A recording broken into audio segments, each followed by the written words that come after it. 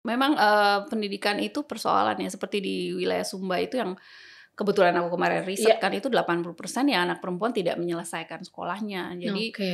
enaknya sekarang tuh ada teknologi ya, Mhm. ada internet begitu ya, terus ada juga sosial media. Jadi belajar bisa dari mana aja. Jadi sebenarnya ini bagus kesempatannya lebih banyak anak perempuan bisa sekolah, mungkin bisa sekolah online gitu ya kalau toh Iya. mereka nggak bisa datang atau mereka bisa belajar dari, website. Nah jadi, sebenarnya aku percaya sih perubahan tuh bisa dimulai dari diri kita sendiri sih ya, gitu. Kita bisa berbuat apa, menyuarakan soal-soal yang penting kita suarakan gitu. Walaupun hanya di sosmed sih sebenarnya sudah berkontribusi sih ya. Jadi Betul. perubahan itu nggak usah juga harus, apa gitu yang paling hebat sedunia, nggak harus gitu juga. Tapi bisa dari yang kecil-kecil yang bisa kita lakukan, gitu sih kalau menurut aku. Halo teman-teman kunci, selamat datang di Cerita Kunci. Kali ini aku kedatangan seorang tamu yang juga alumni kunci. Dan dari title-nya itu multiperan. Penulis, produser, aktivis. Seru banget kan? Kita langsung sapa aja Mbak Olin Monteiro. Halo Mbak, Halo, apa kabarnya? baik-baik, sehat-sehat, amin. Sehat ya, Sehat juga ya? alhamdulillah. Alhamdulillah sehat. Oke Mbak Olin, kalau boleh tahu nih ya dari beragam peran kamu nih ya gitu. Mhm. Seberapa dekat sih sebenarnya kamu dengan menulis di keseharian kamu? Di keseharian sih pasti dekat ya, karena dari kecil aku sudah menulis, kayak catatan harian gitu ya, Buku harian ya? buku harian. Zaman dulu kita bilangnya diary, tapi sekarang diary ya. Diary.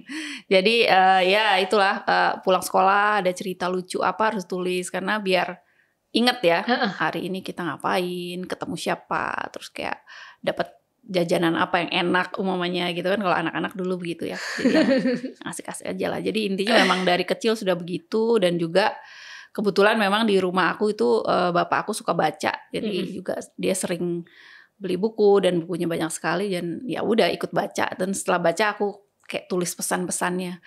Kayak buku ini terlalu boring deh, atau ini gimana sih kok ceritanya aneh banget sih gitu. Jadi sebagai anak kecil kan baca ya begitu-begitu aja ya, asal baca aja, terus nggak terlalu juga memikirkan apanya, Iya. filosofinya, tapi yang penting suka, terus suka tulis, kalau nggak kurang bagus gitu, paling gitu.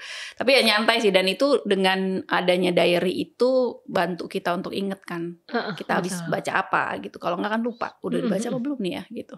Mungkin Itu sih. kalau bahasa terkininya tuh journaling ya, Heeh, istilahnya ya kan, iya. istilah hitsnya. Kalau Sekarang dulu mah nulis journaling ya, buku Bo. harian ya kan. Yoi, yoi, benar-benar. Mbak Olin, menurut aku menulis itu kan kayaknya menjadi baseline kamu ya, Mhm. baik itu sebagai researcher, terus kemudian juga menulis skrip dokumenter ya, Mhm. terus kemudian ketika menjadi aktivis pun juga pasti ada hal yang Iya. di prepare gitu ya Mbak. Mhm. Nah, berarti gaya penulisan kamu itu sebenarnya seperti apa?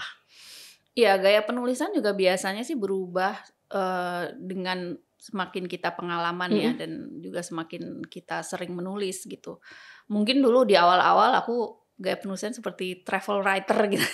Oke. Karena seneng banget yang, traveling sana sini, terus, wah kemarin nih saya baru dari Ambon, bla bla bla gitu, ngeceritain soal itu. Jadi lebih ke, apa ya, pengalaman, traveling, pergi kemana, ketemu orang baru, ketemu Iya. budaya baru. Jadi lebih seperti itu, seperti laporan lah ya, agak semi-semi Iya, iya, betul. jurnalisme perjalanan lah ya mungkin.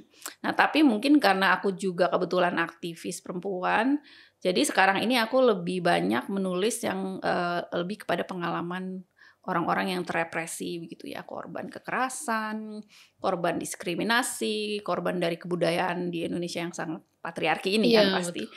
Gitu. Jadi menuliskannya memang sangat spesifik sekarang gitu, sudah menemukan lah ya, maunya seperti apa. Jadi kalau mau dibilang, bisa dibilang, dia gaya penulisan naratif deskriptif dengan perspektif feminis. Kenapa perspektif feminis? Karena memang, feminisme itu kita membela orang yang disingkirkan, Yes, yang betul. dipinggirkan, yang Marginalkan ya. marginalkan, yang didiskriminasikan, dan korban-korban kekerasan juga, dan korban pelanggaran HAM.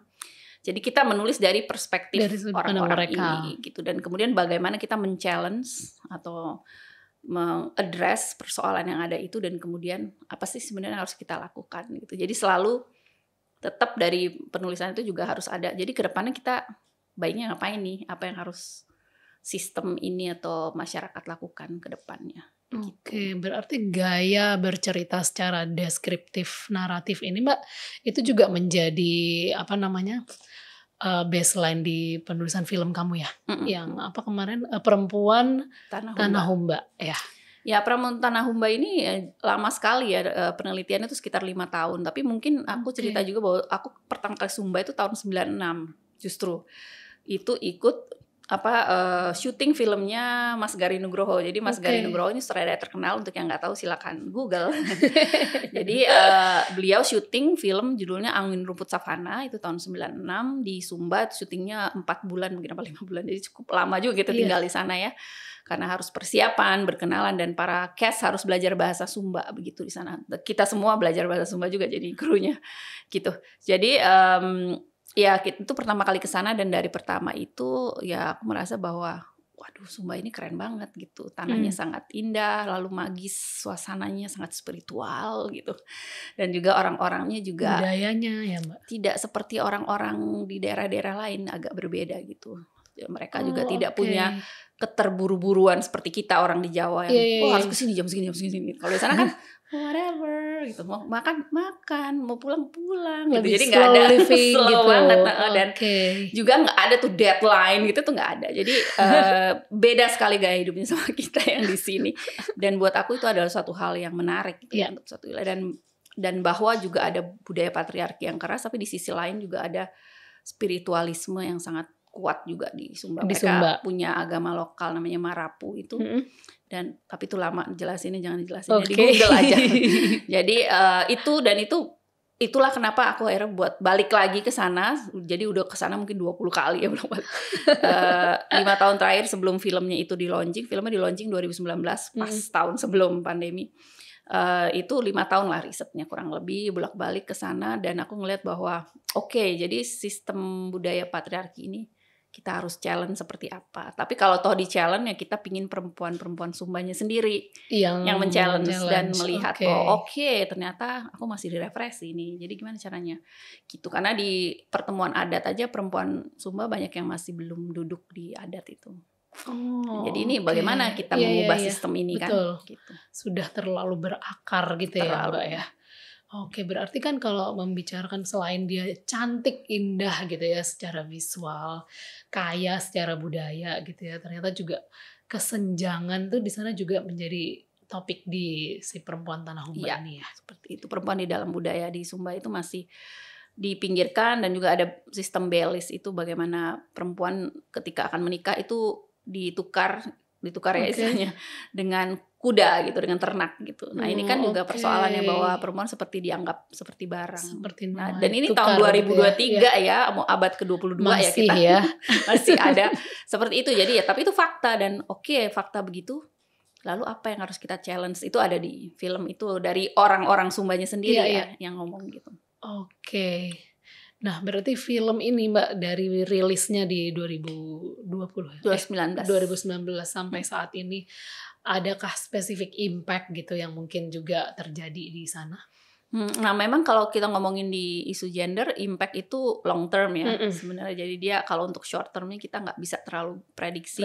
Tapi yang pasti setelah film jadi kita putar di Sumba sendiri, kita putar juga di 3 wilayah ya, di Sumba Timur, Tengah, dan Barat. Nah, jadi kita putar, dan di setiap tempat itu memang reaksinya ada beberapa yang sama, ada yang beda. Tapi yang pasti yang sama tuh mereka malah bilang kayak gini, karena filmnya cuma sekitar 30 menit ya. Mereka bilang, kok sebentar banget filmnya.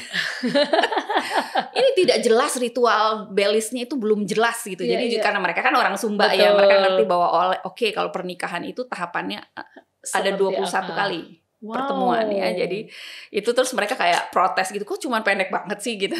Jadi itu sebenarnya yang mereka lebih concern bahwa informasinya kurang lengkap, kurang detail, kurang runtuh. Tapi kan ini bukan dokumentasi nikahan ya, bukan kayak gitu sebenarnya. Jadi dia sebenarnya lebih ke bagaimana kita membicarakan isu perempuan dan budayanya. Jadi kita nggak ngomongin ritualnya, dan kemudian juga mereka merasa bahwa kok tokoh-tokohnya kurang banyak gitu yang diwawancarain, karena mereka merasa bahwa ada orang-orang yang harusnya bisa ngomong tapi tidak ngomong gitu di situ ya seperti biasa lah itu di mana-mana kan selalu begitu seperti ya. itu. Tapi ya intinya bahwa mereka senang dan mereka merasa bangga bahwa ada film tentang Sumba seperti itu, dan kita sudah putar sih sejak itu di beberapa kampus-kampus juga. Terus di festival film juga, dan termasuk di Ubud Writers Festival juga kita sudah putar. Oke. Nah, tapi ketika film itu di-share itu ada juga yang reluctant dengan... Pasti ada yang reluctant, justru yang laki-laki patriarki ya biasanya.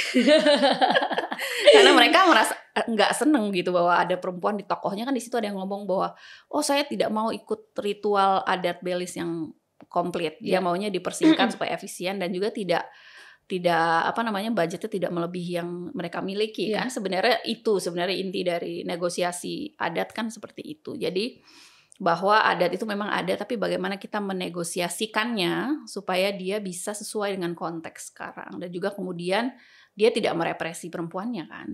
Itu sebenarnya harus kita negosiasikan, dan tentu negosiasi seperti itu untuk orang-orang yang keras adatnya itu tersinggung, tidak bisa begitu, harus begini ritualnya gitu. Ada yang begitu, tapi kita jawab aja dengan biasa aja, dengan tenang. Tentu ada, dan sempat juga sih satu kali diskusi di Bali ya, salah satu tokohnya tuh ketika ditanya seperti itu dia nangis juga. Ada namanya Rambu Ana di film itu, yang belum nonton silakan nonton, ada di YouTube-nya. Tala Media, nonton aja. Jadi dia tuh sampai menangis, jadi kita sampai harus menghibur dia gitu karena dan itu yang komentar keras orang Sumba sendiri justru. Karena kalau orang Jawa gitu atau orang Jakarta, kita semua wah positif sekali dengan film ini kan, senang banget. Tapi memang challenge-nya lebih dari tokoh-tokoh adat di Sumba sendiri gitu. Oke, ini aku sebagai anak lulusan sastra ya Mbak, kalau kita ngebahas gender itu tuh selalu menarik dan kayaknya butuh waktu nggak bisa sebentar ya. Nah, kamu nih Mbak yang udah menggarap lah ibaratnya atau sudah berdekatan dengan isu gender dari dulu sampai sekarang, dengan permasalahan yang kalau kita bisa lihat kurang lebih mirip dan sama gitu ya. Kamu kadang-kadang ada rasa jenuh nggak sih dengan harus membuat lagi pelatihan, mendidik ini, mendidik itu gitu? Sebenarnya sih jenuh sih enggak ya, cuman kadang-kadang memang ada saat-saat sih kita ya kan, kalau kita lama bekerja di satu bidang tentu kita akan ada momen yang kita capek gitu ya, atau aduh kok masih gini-gini juga ya dari dulu gitu. Kadang ada sih momen-momen seperti itu gitu. Tapi memang kalau aku sih melihatnya bahwa capacity building kita bilangnya, peningkatan kapasitas itu memang harus perjuangan seumur hidup ya. Jadi nggak bisa satu kali training lalu semua orang jadi punya perspektif kan, nggak bisa begitu. Jadi untuk membangun kesetaraan gender dan juga pemahaman terhadap isu gender ini perlu waktu dan perlu usaha. Jadi memang usahanya itu harus terus menerus, bisa melalui bacaan, film, seni, apapun gitu bisa. Bisa juga dengan kita bikin pelatihan gitu. Tapi pelatihan pun memang perlu waktu ya gitu, nggak bisa dalam pelatihan 2 jam lalu semua orang langsung paham gitu. Biasanya ada tahapannya supaya orang mengerti betul apa sih maksudnya nih, analisis gender itu seperti apa gitu, feminisme itu apa sih gitu. Itu perlu waktu dan ya perlu ada kegiatan-kegiatannya lah gitu, yang bikin orang paham. Dan kalau teman-teman yang mendengar juga seneng ya, salah satu yang paling gampang sih ya jadi volunteer aja di lembaga-lembaga yang bekerja di isu itu, supaya jadi tambah paham kan gitu. Karena kalau cuma sekedar baca atau nonton ya mungkin paham tapi nggak komprehensif lah gitu pemahamannya. Jadi ya perlu waktu dan ya kita semoga generasi kedepannya lebih banyak gitu, jadi bisa gantian. Betul. Karena kan memang yang sedang kita hadapi itu kita mendobrak tradisi lah ya, bisa dibilang. Apalagi kita tinggal di budaya patriarki ini yang udah ada dari sebelum kita lahir. Oke. Nah, Mbak, aku mau tahu sedikit nih ya tips untuk menghindari, is it possible gitu kita menghindari patriarki itu atau tertekan oleh budaya itu gitu Mbak? Sebenarnya menghindarinya ya pasti susah ya gitu, karena budaya patriarki itu kan ada di dalam norma, bahkan masuk ke agama kita itu. Agama-agama, proses agama itu dimasukin juga sama si pemikiran dengan cara patriarki ini. Yang paling harus dilakukan adalah sebenarnya terbuka untuk belajar aja sih, kalau menurut aku belajar dan mengerti bahwa ada ini, dan terus kemudian apa sih sehari-hari yang kita alamin. Umumnya anak perempuan sekarang kan udah rata-rata sudah bisa sekolah tinggi ya. Tapi di Sumba Timur mamanya ya belum bisa gitu. Pasti yang sekolah tinggi masih tetap Laki-laki. gitu kan. Perempuan palingnya sampai SMP atau SMA. Kecuali keluarganya punya uang untuk menyekolahkan semua anak kan. Karena di Indonesia Timur banyak sekali keluarga yang anaknya banyak kan, tahu sendiri ya. Jadi nggak bisa semuanya sekolah sampai kuliah begitu karena biaya masih mahal dan sekolah kayak kampus yang negeri masih sedikit, kurang banyak gitu. Sehingga orang mau nggak mau harus swasta kan dan mahal sekali. Nah jadi memang menurut aku sih kita belajar lah, harus belajar, banyak baca dan kemudian juga memberikan pemahaman lah ya kepada orang di sekitar kita soal ini. Dan memang itu ya itu tadi perlu pelatihan, mungkin dia kunci buat pelatihannya juga, mungkin nggak tahu kalau mau supaya lebih banyak orang yang tahu gitu ya. Nah nanti itu bisa setelah ada pelatihan dan dibicarakan mungkin orang jadi lebih paham gitu. Tapi mungkin nggak bisa juga kita hapuskan gitu karena kita semua ini korban patriarki ya rata-rata. Setuju sih Mbak. Oke Mbak, mau dong Mbak dikasih tips untuk aktivis perempuan muda nih. Mungkin boleh di-share ke teman-teman kunci. Iya, kalau untuk menjadi aktivis sih sebenarnya susah-susah gampang ya. Karena sebenarnya banyak sekali pemahaman orang terhadap aktivis itu kayaknya kurang pas kalau menurut aku. Jadi kayak, wah aktivis itu kayak seleb, jalan sini sana sini, ngetop terus dikenal orang, nggak kayak gitu juga kali ya. Jadi kalau tips dari aku kalau mau jadi aktivis itu kita harus tahu informasi dengan jelas apa yang mau kita kerjakan. Harus tahu dulu. Contohnya umumnya kamu mau jadi aktivis apa dulu nih? Aktivis lingkungan. Ya, kamu harus belajar semua teori-teori lingkungan dan ngerti bagaimana isu lingkungan di Indonesia. Dan salah satu cara yang paling efektif seperti tadi aku bilang, ya kalian harus pergi ke kantor Walhi atau Greenpeace dan belajar di sana jadi relawan atau ya pokoknya terserah lah, atau ikut training atau kegiatan apapun. Karena menjadi aktivis itu kalau untuk aku itu panggilan, bukan mau menjadi. Beda. Panggilan tuh artinya ya dari dulu, oh ya memang ini arah hidupnya gitu. Jadi dari kecil tuh aku suka kegiatan di gereja gitu kan, diajak mamaku yang kasih contoh karena dia yang jadi aktivis duluan ya, dia aktivis gereja. Lalu dari situ, oh ngapain kita begini-begini dijelasin. Oh berarti bantuin orangnya. Oke, gitu. Jadi memang seneng gitu. Bukan berarti kita menjadi aktivis lalu kita jadi seleb kan. Jadi jadi aktivis beda. Jadi kamu harus tahu dulu kamu jadi aktivis apa. Aktivis lingkungan, aktivis perempuan, aktivis HAM. Kamu pelajari dulu semua isu-isunya. Dan kalau memang mau serius, harus magang di atau relawan di lembaga-lembaga tersebut gitu ya, karena disitulah kamu nanti bisa berinteraksi dan ketemu dengan orang-orang yang benar-benar bekerja di bidangnya dan jadi panggilan hidup mereka gitu. Komitmen gitu, karena jadi aktivis itu berat. Kita harus kasih contoh ke orang bahwa kita hidupnya benar gitu. Kalau kamu jadi aktivis kamu koruptor kan nggak benar ya. Nah itu sebenarnya itu yang banyak orang nggak tahu. Jadi aktivis itu sebenarnya berat karena kamu harus punya etika yang benar, komitmen yang benar, dedikasi, dan ya kamu harus tidak kaya gitu. Oke Mbak, berarti kalau menjadi aktivis itu fulfillment-nya beda ya Mbak ya? Ya pasti beda karena memang menjadi aktivis itu kan kita bekerja untuk orang lain, untuk komunitas, untuk kebanyakan. Jadi memang itu kita tidak akan kaya secara materi, tapi kita kaya secara pengetahuan, kaya secara pertemanan, kaya secara perspektif, dan juga kita juga kaya secara masa depannya ya, maksudnya kita memberikan sesuatu kepada generasi di luar sana, dan kemudian juga kita juga kaya secara nurani kita gitu mungkin ya, dan juga tentu kita menabung untuk kebaikan gitu ya ke depannya. Jadi kayaknya di hal-hal yang lain belum tentu yang di materi gitu, jadi itu kita harus siap juga. FYI semuanya yang mendengar, karena jadi aktivis itu tidak akan menjadi kaya. Kamu jadi pengusaha aja kalau mau jadi kaya ya, gitu. Jangan jadi aktivis. Nah, atau kamu punya sampingan lain yang bikin kamu bisa kaya di luar jadi aktivis gitu. Karena kalau jadi aktivis ya semuanya relawan sebenarnya, dan kamu harus berbakti kepada orang lain. Apakah kamu siap? Sementara kamu mengurus diri sendiri juga belum siap gitu pokoknya. Jadi menjadi aktivis itu perlu etika yang benar-benar profesional, lalu kemudian komitmen yang benar-benar dedikasi, dan juga workload-nya juga sangat berat. Kayak aku mamanya sering ditelepon korban kekerasan jam 12 malam. Kalian siap nggak kayak gitu dicurhatin jam 12 malam, atau ada orang yang mau bunuh diri, minta dijemput di mana gitu. Nah, ada konsekuensi dari menjadi aktivis gitu. Jadi kalian harus siap secara fisik, mental, dan juga secara psikologi semuanya harus siap. Kalau semuanya tidak siap, mungkin pikir-pikir aja dulu ya, karena jangan jadi aktivis setengah-setengah. Kalau jadi aktivis harus jadi aktivis yang lengkap gitu ya, yang benar-benar mengerti isunya, belajar isunya benar, dan kemudian juga keseharian kita juga kita harus menjalankannya gitu. Oke, itu juga ya teman-teman ya, ingat goals-nya ya kan, ingat apa pengorbanannya, tetapi juga ada pencapaian yang mungkin tidak bisa diukur gitu ya Mbak ya.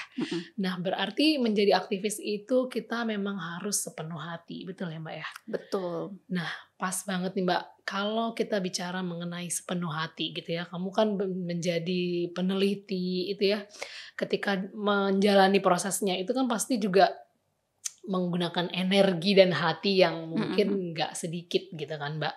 Nah ketika kamu turun ke lapangan, selain kamu mencermati dan mencari yang memang untuk karya kamu gitu, pasti kamu di sana juga akan menemukan nggak sih Mbak kesenjangan dalam hal pendidikan gitu. Karena kan kalau di negara kita memang itu masih menjadi hal yang cukup banyak atau sering dan mungkin sampai sekarang sih masih kita temui gitu. Iya, memang pendidikan itu persoalannya seperti di wilayah Sumba itu yang kebetulan aku kemarin riset kan itu 80% ya anak perempuan tidak menyelesaikan sekolahnya. Jadi ya paling tinggi SMP sepertinya gitu. Jadi yang SMA itu masih sangat sedikit. Mungkin 30% atau 40%. Tapi intinya bahwa anak perempuan tidak diutamakan ya untuk sekolah sampai selesai gitu ya. Sampai SMA aja bahkan tidak gitu. Nah, ini kan juga persoalan ya. Mungkin kalau di Jakarta kita tidak merasakan karena semua sekolah kan rata-rata sampai kuliah lah. Sampai SMA lah paling enggak. Tapi kalau di daerah-daerah yang di luar Pulau Jawa, baik itu Kalimantan, Sumatera, Sulawesi, NTT, Maluku mungkin juga, itu rata-rata ya anak sekolah untuk perempuan tuh hanya SMP mereka mungkin atau SMA gitu. Itu udah tinggi banget gitu ya? Itu udah tinggi banget gitu untuk angka anak-anak sekolah ya. Tapi sekarang memang orang melihatnya bahwa ternyata perempuan sudah banyak ke sekolah. Belum tentu juga, tergantung kotanya ya. Kalau di kota-kota besar sudah mungkin. Nah, tapi kalau kabupaten, desa yang terpencil itu susah karena belum tentu ada sekolahnya. Betul. Terus mereka harus jalan berjam-jam gitu kan dari umumnya dari desanya menuju ke SMP-nya atau SMA-nya itu, dan itu perlu biaya kan. Nah, jadi tentu tidak diutamakan gitu. Apalagi kalau anaknya banyak ya. Kalau anaknya dikit sih mungkin fine lah ya bisa selesai. Tapi kalau anaknya banyak pasti akan dipilih ya anak laki-laki yang menyelesaikan. Dan ini memang ya di tahun 2023 sih menurut aku yang sangat mengecewakan ya, pengawasannya masih belum maksimal. Karena kan itu tugasnya negara untuk memastikan bahwa semua anak mendapatkan pendidikan. Yang artinya masih ada PR itu untuk pemerintah untuk memastikan bahwa ini betul dijalankan gitu di seluruh Indonesia ya. Gitu. Oke, iya sih, setuju sih. Memang bahasanya tuh disparitas ya. Disparitas pendidikan. Tetapi sebenarnya juga kalau in terms of akses, iya memang mungkin kalau di luar Jawa berasa banget ya Mbak aksesnya. Tapi kalau di dalam Pulau Jawanya sendiri bagiku mungkin yang gapnya berasa itu mungkin kualitas ininya nggak sih Mbak? Bahwa tidak sama mungkin pendidikan di Jakarta dengan yang di Majalengka mungkin gitu. Ya pasti kalau pendidikan di kota besar dengan di kota-kota kecil pasti beda ya. Karena bedanya itu tidak hanya persoalan infrastrukturnya aja, tapi juga persoalan kualitas dari gurunya. Gitu. Betul. Karena banyak sekali sekolah-sekolah yang gurunya memang tidak memenuhi jenjang pendidikan yang sekarang ditetapkan oleh pemerintah ya. Karena sekarang ini kan guru sebenarnya harusnya sudah S1. Gitu. Tapi dulu ada masa yang lama sekali guru-guru yang lulusan SPG aja sudah jadi guru gitu. SPG itu kayak semacam sekolah guru lah zaman dulu, selevel SMA ya. Dan itu memang guru-guru yang belum lengkap gitu ya, pembelajarannya dan pengetahuannya untuk menjadi guru gitu. Dan itu memang terutama di luar-luar kota besar itu masih seperti itu kondisinya. Nah, jadi mungkin persoalannya memang pemerintah harus lebih giat ya memastikan kualitas guru menjadi lebih baik, tapi kemudian juga mereka sendiri juga dibayar dengan benar ya. Maksudnya gajinya baik gitu. Itu juga persoalan sehingga mereka tidak perlu harus nyambi kerja yang lain gitu, sehingga kualitas mengajarnya jadi kurang bagus karena kecapean gitu.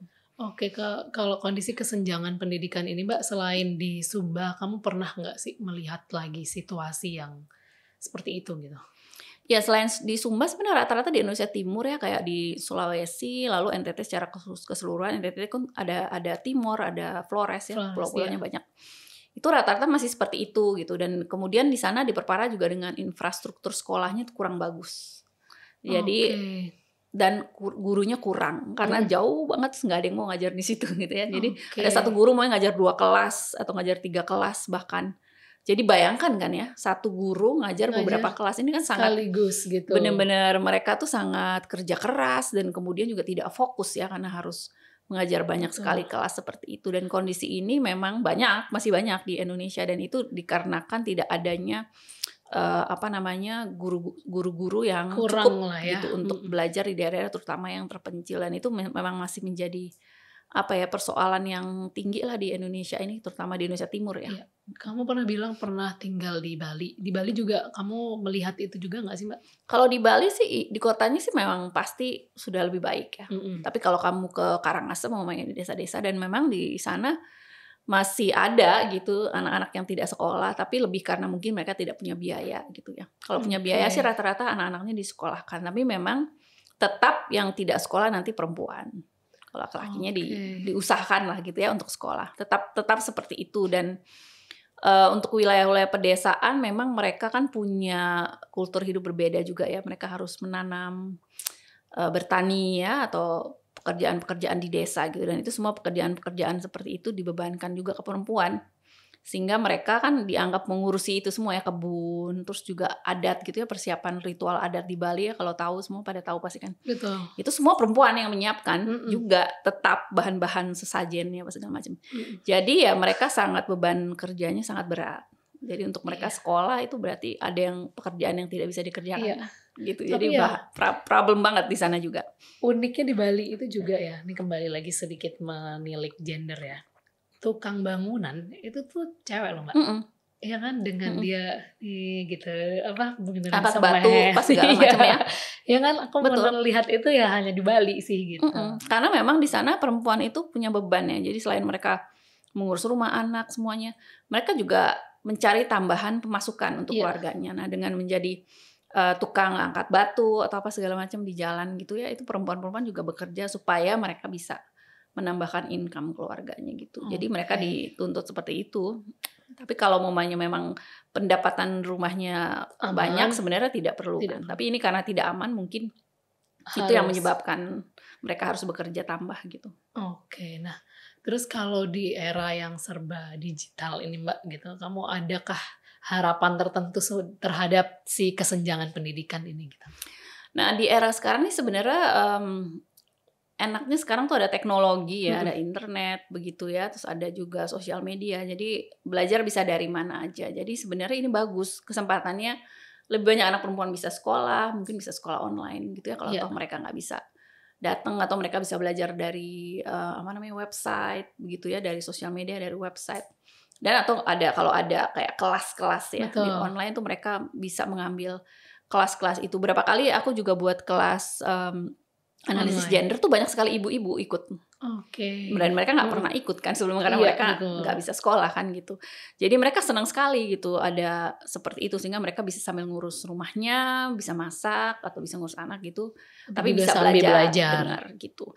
Nah tapi tentu ada kelebihan dan kekurangannya kalau online ya. Online ini kan juga tergantung kepada wifi. Kalau wifi buruk drop lalu ya nggak bisa.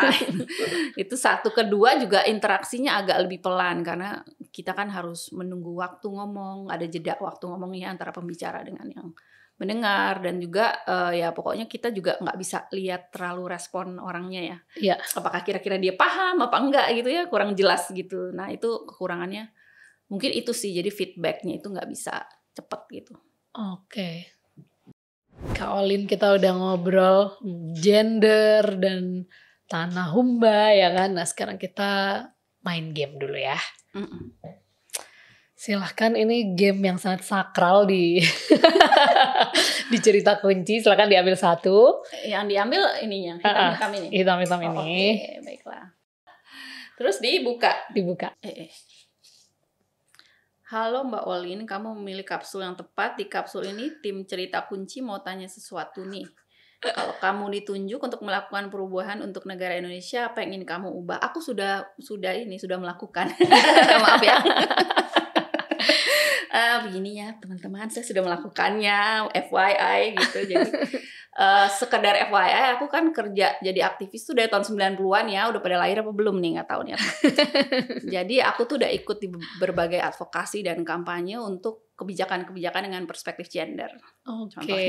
Contohnya nih, aku juga salah satu yang ikut demo-demo tahun 98, sehingga terbentuklah suatu lembaga namanya Komnas Perempuan. Komnas Perempuan. Tepuk tangan buat saya. Karena saya ikut itu, aku juga mendirikan Koalisi Perempuan Indonesia. Satu lembaga yang sekarang anggotanya sudah ribuan di seluruh Indonesia. Gitu. Terus kemudian kita juga ikut advokasi kampanye untuk undang-undang penghapusan kekerasan dalam rumah tangga yang sudah disahkan 2004. 2004. Dan terakhir kalau undang-undang itu yang sudah disahkan itu 2022, undang-undang penghapusan kekerasan seksual tahun lalu sudah disahkan. Jadi saya sudah melakukan sesuatu, kalian sudah belum? Tapi kalau kedepannya sih menurut aku yang masih aku harus kerjakan sih sebenarnya lebih banyak ke berbagi sih ya, untuk generasi yang lebih muda. Jadi sekarang ini lebih sering bikin kelas-kelas tentang isu gender dan feminisme, dan juga membantu lembaga-lembaga perempuan sih di daerah yang kemudian mereka baru membangun, butuh peningkatan kapasitas gitu.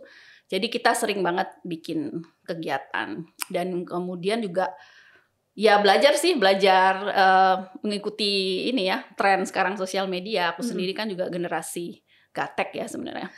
Jadi sekarang ini ya harus belajar terus, karena memang sosial media campaign itu juga bisa mengubah sesuatu. Contohnya kan Me Too movement itu kan di Hollywood bisa menjatuhkan salah satu produser paling jahat se-Hollywood itu ya, Harvey Weinstein namanya, yang memperkosa banyak sekali orang-orang film di Amerika itu. Nah jadi sebenarnya aku percaya sih perubahan tuh bisa dimulai dari diri kita sendiri sih ya. Gitu. Kita bisa berbuat apa, menyuarakan soal-soal yang penting kita suarakan gitu. Walaupun hanya di sosmed sih sebenarnya sudah berkontribusi sih ya. Betul. Jadi perubahan itu nggak usah juga harus apa gitu yang paling hebat sedunia, nggak harus gitu juga. Tapi bisa dari yang kecil-kecil yang bisa kita lakukan gitu sih kalau menurut aku. Iya, setuju sih. Ini tadi benar-benar wejangan Mbak Olin tuh sejalan dengan campaign kita. Campaign kita tuh adalah memulai perubahan. Jadi kita emang mengencourage teman-teman gitu ya untuk bisa memulai perubahan, dan startnya tuh juga nggak harus langsung besar gitu kan ya Mbak. Karena memang start small, karena daripada kita tidak melakukan sesuatu gitu kan ya, better kita mulai walaupun sedikit tapi impact-nya bisa besar gitu ya. Betul, seperti Mbak Olin ternyata udah dari tahun 90-an loh dia memulai perubahan kecil-kecil, dan yang impactnya bahkan mungkin kita juga sebagai perempuan udah merasakannya. Kalian merasakan, terima kasih dong ya, kan? Udah KDRT dan undang-undang kekerasan seksual ya. Wah, tinggal dipakai undang-undangnya. Ya, kan? Kalau bukan Mbak Olin yang pada saat itu ikut memulai perubahan, mungkin kita masih belum punya ya Mbak ya. Betul. Oke, nah ini kita ngomongin kembali lagi nih, kita ngomongin tentang tulis menulis gitu ya. Kalau dari obrolan kita ini kan berarti kamu sudah bisa dibilang senior dalam penulisan ya Mbak ya. Nah, tetapi kenapa kok kita kemarin masih juga bertemu di kelas Kaizen gitu? Apa yang membuat kamu kayak aku mau belajar lagi deh gitu? Ya sebenarnya sih udah pingin ikut dari yang pertama ya, tapi waktunya nggak cocok terus tuh selama 7 kali sebelumnya. Jadi baru cocok yang RT8 kemarin. Jadi sebenarnya tuh aku kenal sama Dewi itu dari dia buku pertama diterbitkan independen di Bandung itu. Jadi aku punya edisi pertamanya yang bukan versi Gramedia ya. Jadi aku ikut dari itu, sudah punya yang itu dan sudah kenal sama dia, dan terus ya kita berteman lah cukup lama walaupun nggak terlalu intensif. Tapi intinya sebagai saat teman dan juga sebagai fans ya gitu, jadi bilang suka sama bukunya dan juga suka sama lagu-lagunya ya, karena dia juga musisi kan sebenarnya. Betul. Nah berpikir bahwa wah mungkin perlu juga ya belajar, karena buku dia bagus-bagus, dan kemudian juga cara berceritanya bikin kita senang baca sampai akhir gitu. Itu susah kan bikin buku yang orang bisa baca sampai akhir. Nah gimana ya caranya gitu, mungkin harus belajar kali, dengar cerita dia, perjalanan dia, dan juga kebetulan memang aku kan bukan penulis novelis gitu seperti dia ya, bukan novel, bukan cerpen gitu. Jadi pingin belajar menulis yang lebih baik, Dan ya berapapun lah usia kita, sebenarnya belajar itu seumur hidup ya. Jadi kita harus Setuju. selalu mau belajar dan selalu bisa menerima masukan dari orang lain supaya kita ya memperbaiki kita sendiri ya, memperbaiki diri kita. Selalu ada perbaikan lah gitu dalam kehidupan kita. Jangan hanya stuck bahwa saya udah bisa nih gitu. Kalau udah kayak gitu berarti udah jadi Tuhan dong. Kalau kita manusia kita harus selalu belajar ya, meningkatkan terus skill kita begitu. Oke, nah dari kelas Kaizen kemarin, materi apa nih Mbak yang paling berkesan dan berdampak buat kamu?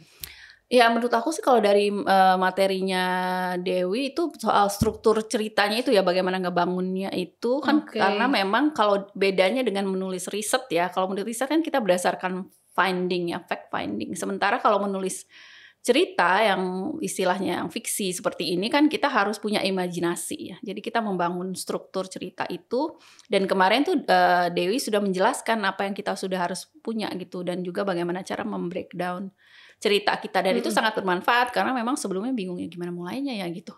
Kalau mau menulis kayak gitu gimana sih mulainya, bingung ya gitu. Nah tapi dari workshop itu dengan Dewi kita jadi tahu gitu caranya yang lebih mudah supaya kita bisa membangun struktur ceritanya itu. Dan itu untuk aktivis terutamanya seperti aku, penulis-penulis yang aktivis, itu sangat berguna karena kita tidak memakai cara seperti dia gitu. Caranya beda gitu menulisnya gitu. Dan itu memang dengan adanya workshop dengan Dewi kemarin itu aku lebih gampang membangun cerita ketika menulis. Oke, jadi walaupun memang tidak kita memproduksi tulisan fiksi gitu, ternyata Kaizen Writing pun bermanfaat juga ya gitu ya untuk menyelesaikan penulisan-penulisan non fiksi gitu ya.